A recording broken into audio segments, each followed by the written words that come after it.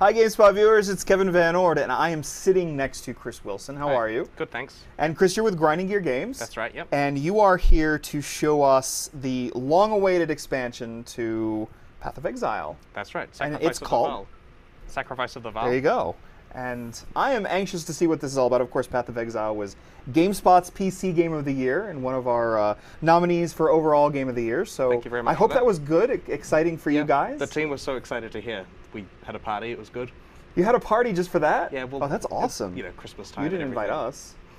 I got no invite. I would have come. All the way to New Zealand? Possibly, you never know.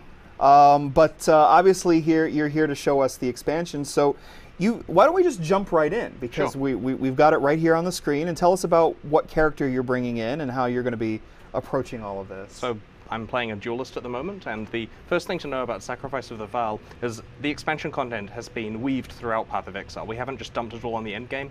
We've made sure to throw it in very early areas, and as you'll see, as I play through this area in the ship graveyard, we'll actually see some of the new content.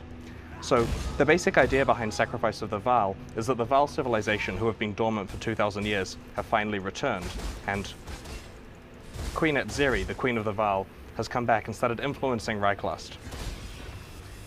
And if I follow the coast up this way, you'll see a good example of the kind of thing that she's done to corrupt various areas of the game.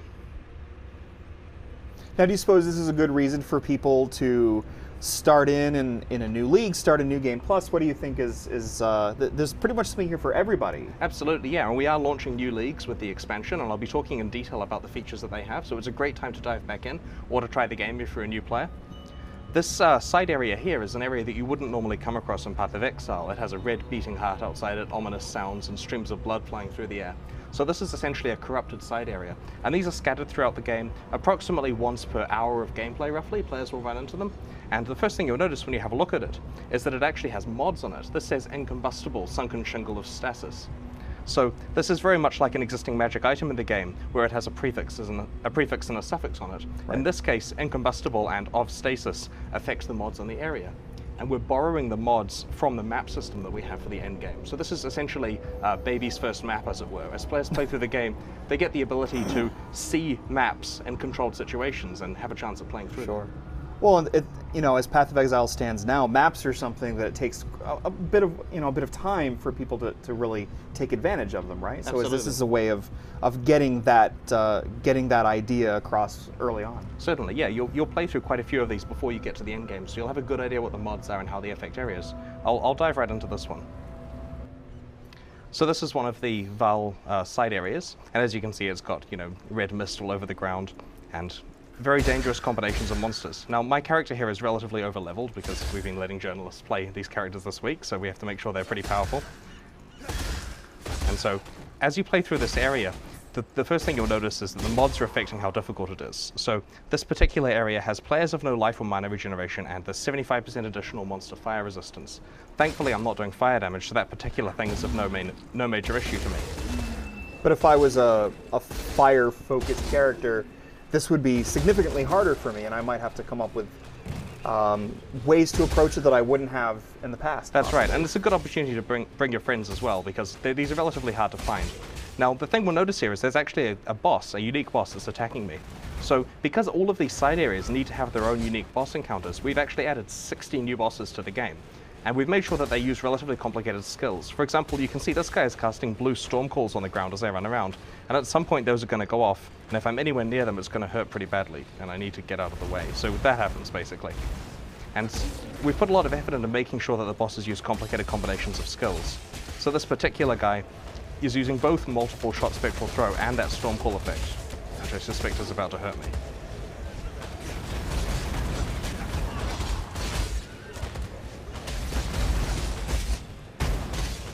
Oops. Yeah. Now, of course, this is following up from things you've already done in the game up to this point. I mean, Path of Exile is a work in progress. Besides just the upcoming expansion, what are some of the things you've done recently to let people know, so that if they've left Path of Exile, if they haven't played for a while, what's it going to be like for them to return? Since the release in October, we've added a lot of patches to the game. I believe we did 6 major patches between now and then, and they've added quite a lot of new skills. For example, the 1.06 patch that we released in January added 4 new summoning skills, the ability to raise corpses out of the ground, and a new way of summoning minions, raging spirits I believe they're called, that help you. And this was really popular with characters who play summoners. Which is me. Which Yes. that makes me happy because playing as a witch with about 15 minions trailing behind me. Yeah, and we all love that much. That's good times. Yes. So now that I've killed the boss in this area, I have access to the Vaal vessel, which is basically the thing containing the Vaal evilness that's corrupted this area. And when I open it, I get a random Vaal item. In this case, it's a fragment of radiant dust. Now, we're not revealing quite what these fragments are used for. I'm sure the players will work it out pretty quickly, but you'll see here that this fragment, it's, let's say it's a map-like item due to the fact that it has a square border, a rectangular border around it. Now, it's also possible to find Vaal skill gems from these chests, and typically a player is more likely to find a Vaal skill gem than an actual fragment, so I was relatively lucky to find it there. So if you'd like, I can demonstrate how the Vaal skills work. By all means. Certainly, so I'll switch across to my other character.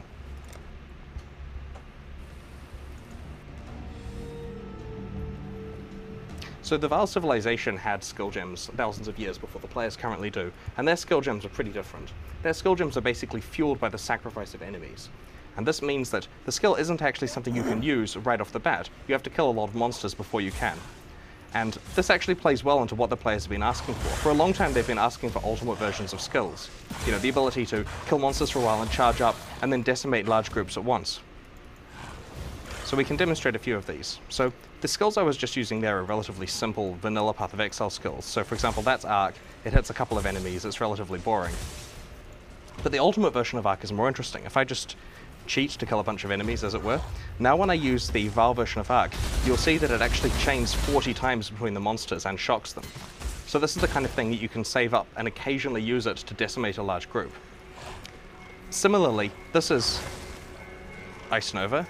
It hits and chills a bunch of monsters, but the Vaal version, when used, will actually chain from one to another. And I'll just see if I can find a slightly larger group of monsters to use it on, because it's much more impressive when there's a big group. Well, it looks like this may be the extent of the group we're getting. There we go. You got a few stragglers coming in. So as you can see, each of the Ice Novas will cause another Ice Nova on another monster. Now, what kind of limitations do you have on these types of skills? Do they just have huge mana costs, or do you have to charge them up before you can actually let them go, right? So you see at the bottom right of my screen here, there's a Vaal Ice Nova. It's got a little red area, which gets larger as I kill the monsters. It gradually ticks up, and that's basically the sacrifice of the enemy's souls that's fueling that gem.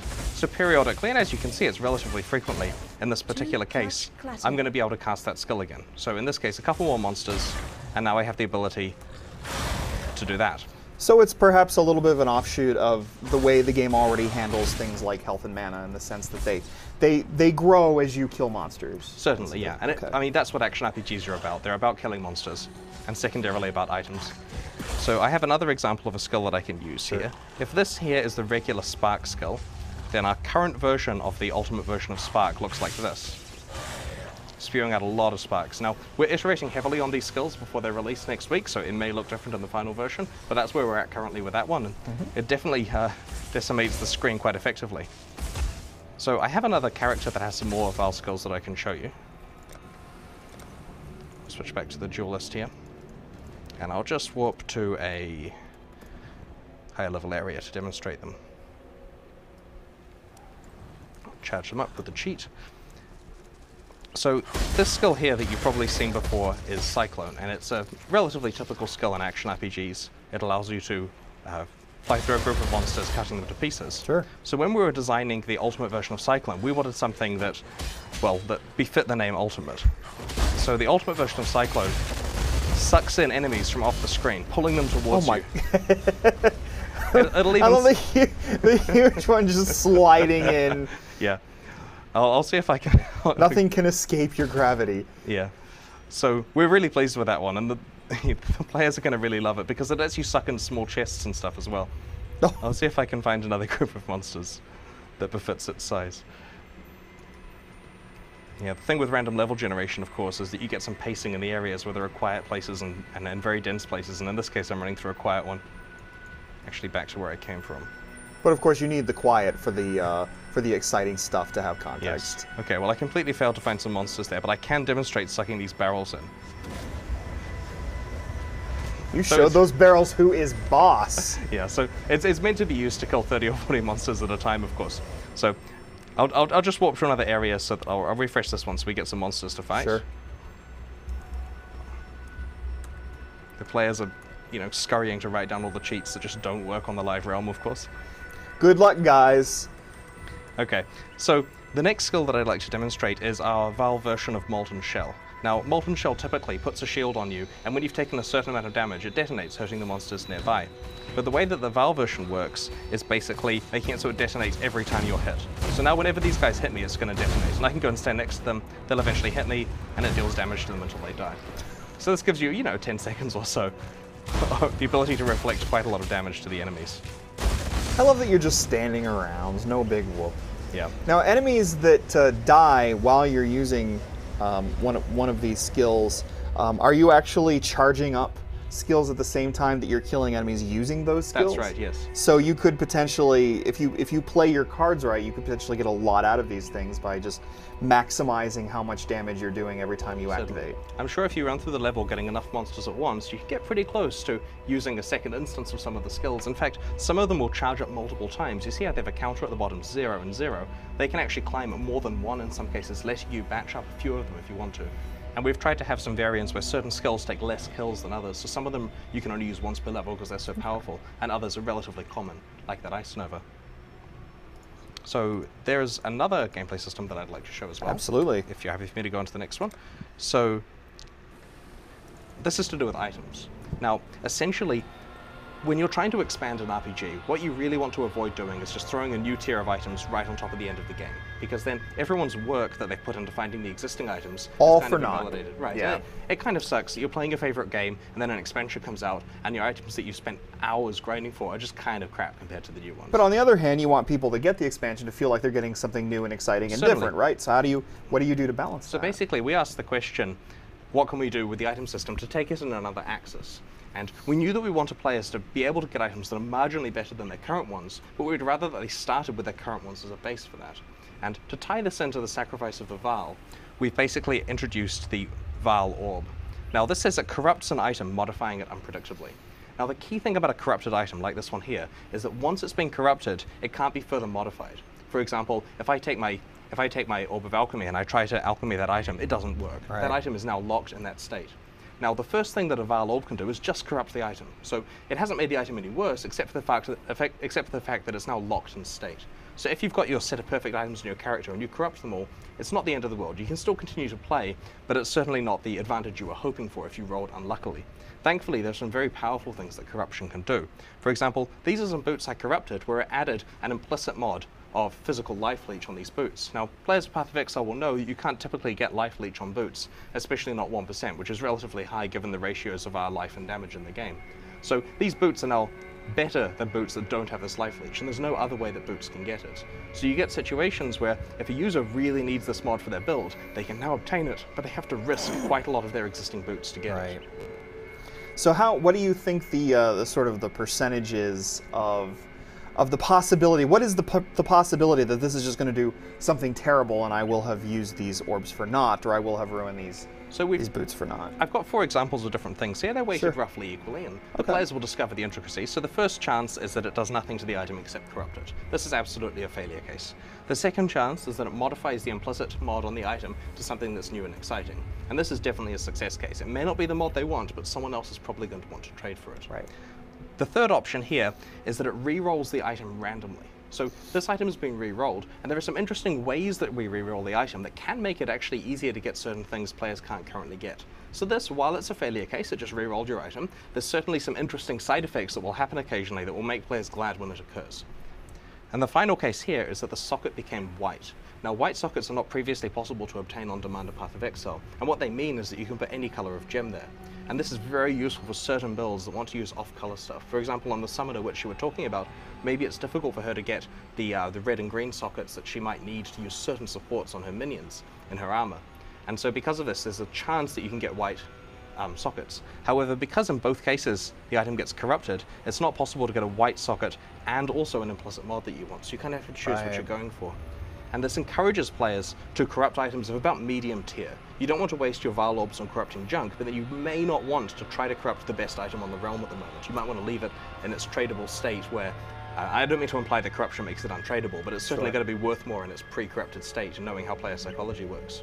So it really fits into the sort of the Path of Exile way anyway, in which there's always, there are great rewards there for you, but there are also high risks to doing that, and certain advantages you don't know what you're going to have, what the advantage is going to be until all is said and done. A lot of the item system is based around randomness, and this is like a small extra layer on top that's used for perfecting items.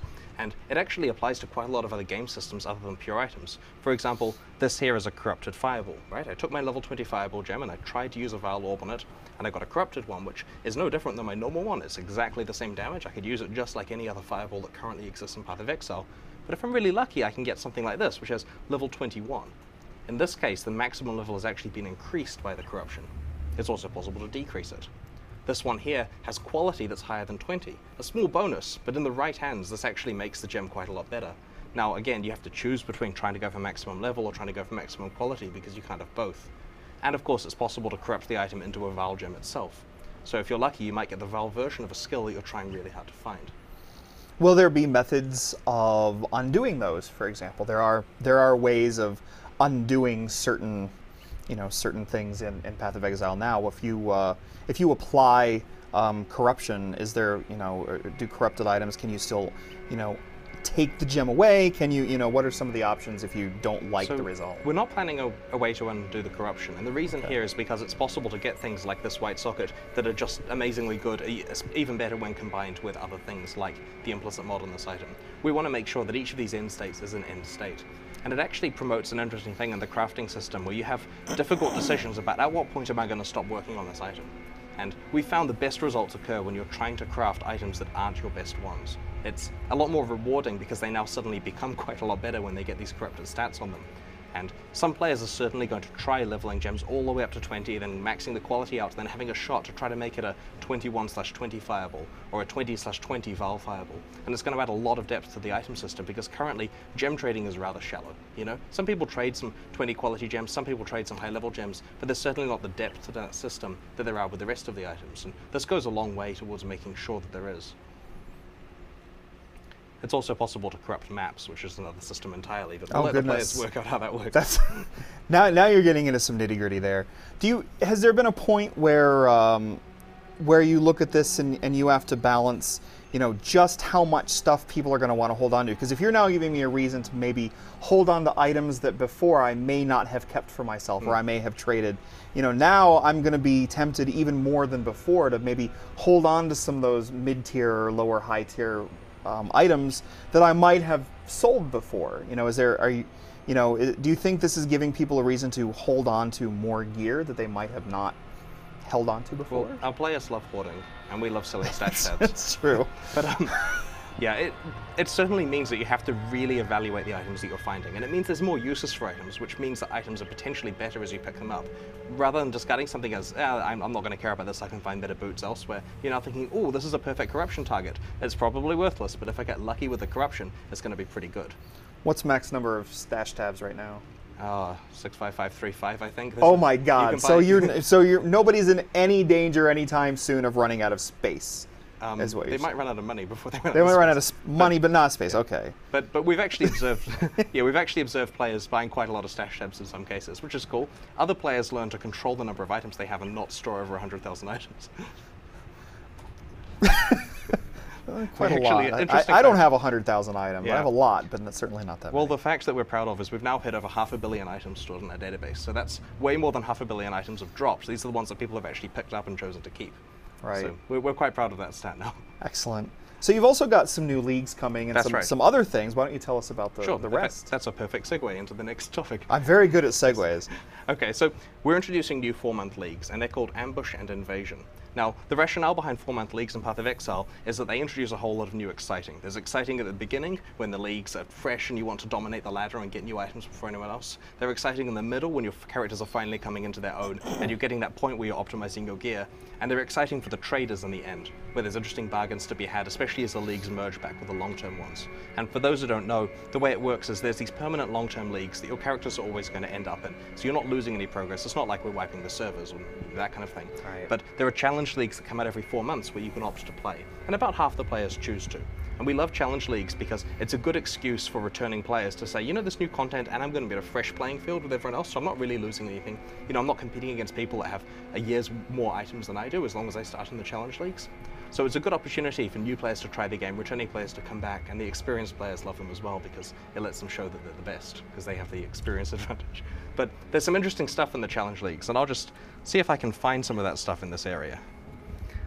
So the league that I'm actually demoing in at the moment is the Ambush League, and hopefully we can find something befitting of an ambush. Okay, so here we go. This item here is a strongbox. Now, it says on it, guarded by 10 monsters. Rather than a normal chest, this ambush-only chest will spawn 10 monsters when I open it. But wait, it's unidentified. Does that mean I can ID it? It's got mods on it. So this particular chest has 250% increased quantity of items, so it's going to drop a lot of stuff. And it contains mirrored items, which is actually amazingly lucky because, you know, that's a very rare one. So what this means is every item that comes out is in a duplicated form as well. So you get 2 copies of it. Now this means if it's got junk, I'm getting 2 copies of junk. And if it has some amazing stuff, well, that's going to be my, you know, best day of playing. It also has casts a random curse, so it's going to curse me when I open it, and cast Lightning Storm on me. Now, combined with the fact that 10 monsters are popping out, this is going to be a hard fight. I'm going to be cursed, which means I might not be able to cast spells, and there's a Lightning Storm going on. But if I win the fight, I'm getting a ton of items. So I'll try opening it. Thankfully, the curse... Oh, look. Am I silenced? No, I've just got Elemental Weakness. That's right, I was trying to cast the wrong skill. Okay. Yeah, sorry, I was failing for a second. I'm like, damn it, I'm silenced, but I wasn't. So I managed to kill the monsters relatively easily, because I'm high level, and outdropped these items here. Oh, dear lord. So it's quite a lot of stuff in this particular chest, partly because of the quantity bonus. So the key thing about these chests, though, is that they're a great way to have a fight associated with finding more stuff. And because they get mods on them, you can actually re-roll the mods. So if I just spawn a chest... So I make a chest as a strongbox. It would spawn 10 monsters. I fight them and I get some items. That's the default form. But players are going to want to try to get better items out of that. And to get better items, they're going to need to add mods to the chest. So here's the items I got from a typical chest there. It's a relatively small amount because it wasn't a hard fight. So if I spawn a chest here and I try using some currency on it, if I use an Orb of Alchemy, it makes it rare. And then I say, oh, I don't like it, I'm going to use a Chaos Orb. Or just click on it by mistake. Yes, I'm failing at the control set. Yeah, but the point is you can use your currency to reroll the challenge. So if you find something on there that's really hard, in this case it was worth it. I got a unique item and 3 rares. So the mods on that certainly increase the value of the chest. Now, typically people's characters won't be as pimped out as this one is. The fights will actually be really difficult. However, we're demonstrating on a relatively powerful character. But the cool thing is, as players go through the levels, they're punctuated by the ability to choose the difficulty of their encounters, and it also lets them waste their currency, which is something we love. They're going to sink currency into making the chest just right to see what they get out. And in the case of this, it's worth it. I paid 1 alchemy, and I got 3 rares and unique item. That's a good trade. In many cases, it won't be. So we're interested to work out if the players can find the sweet spot of how much currency to sink into these chests. Right. There's also a hardcore league, and that one's called Invasion. Now, I don't have a demo of that one handy because it's a little bit harder to show, but the basic thing behind Invasion is we want players to die more. And the way that we do that is by having monsters from other areas of the game invade in 2 different ways. So when you're playing, the first thing you'll notice is that there are monsters in the areas that don't normally belong there, borrowed from elsewhere in the game. And by itself, that provides some variety. But the scary thing is the fact that we've also guested in invading unique monsters. So there's now an additional boss in each area, when they're very powerful ones, part of the pool of the 60 bosses that we've added to the game for the side areas and for this purpose. And these bosses, well, you've got to be careful when you run into them because they're using advanced combinations of skills and you're just not going to expect them and not going to know how they synergize with the monsters in the area. So a person playing in the Invasion League gets all of the content of Sacrifice of Vaal, minus these chests that are specific to ambush, but has monsters that propose potentially much harder challenges than normal, randomly in areas. And this fits the criteria of trying to design hardcore leagues that just slaughter the players as much as we can, because that's what hardcore's about, getting people to start playing the game from scratch. So, Chris, what have we missed? We've gone over so much on Sacrifice of the Vaal. I wonder, what have we missed that we haven't touched on yet? There's got to be something, right? There are 3 topics left. Okay. The first one is there's a new grand boss fight that goes at the end of the game. Now, we don't want to spoil this at all, so we're not going to show any of that content. I'm really sorry. But this content is something we've reserved for the players. They're going to discover it. They have to work out how they open that area. Hint, it's got something to do with something I showed earlier and alluded at. So that's helpful. I'll rewatch the video till I find it. So they can find a way to spawn at Zeri's area, and they can find a way to kill her. And it's going to be hard, and that's awesome. The second thing to do with this is that we're actually running a competition for the first 50 people to kill at Zeri in each of the challenge leagues. So if you're playing an ambush or invasion, which is a fresh start, the first 50 players to kill her in that area are going to get an exclusive microtransaction effect, which they can only get from this challenge. So it's of the quality of something that we'd normally sell. It'll probably be Vaal themed, probably lots of blood. We'll see what it looks like. But it's basically going to be something that's a status symbol showing that you were one of the first 50 players to kill at Zeri. And you promise you won't be selling that later, right? That's right. This one's entirely first. So it's a status symbol that's essentially priceless. Good. So that's going to be really interesting because it only applies to the challenge leagues. So you have to actually play through the game and find out Zeri, and people are going to be really going without sleep to do this, I suspect. So there are 2 other features in the expansion that we like to talk about as well. The first one is we're introducing an improved Cutthroat League. This is a league where players are able to invade each other's instances and kill them and steal their items. And it's only appealing to a small percentage of players, but those players absolutely love it.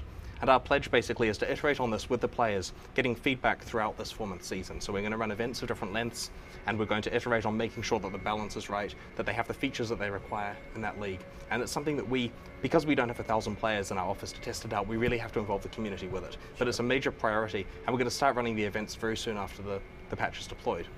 Finally, the last thing to note is that there's now a free-for-all PvP arena, which is basically a no rules, no rewards PvP place that you can go to bash up on dozens of other players. And it's something players have been asking for because they want a non-structured PvP mode, so it's easy for us to add, and therefore we've delivered. Hooray. Great, well that's the feature list. Chris, that's a lot. We have a lot to look forward to, and when is all this content going to be dropping for all of the peeps? It's on March 5th, US time at 1 p.m. Oh wow. So that's soon. Yeah, pretty soon.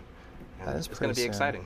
It is exciting. I'm now looking forward to getting back in. I haven't played Path of Exile for a short while, so it seems like a good reason to go back to me. Well, we've tried to structure it so it's lots of content to come back to, and also new leagues to compete in. So it's a fresh playing field. Excellent. Well, thank you so much for stopping by. You're welcome. I'm looking forward to playing Path of Exile, Sacrifice of the Vaal. Thanks for making it, and everybody out there, thanks for tuning in. And Thanks I guess for watching. We'll see you soon on another episode of Now Playing. Thanks.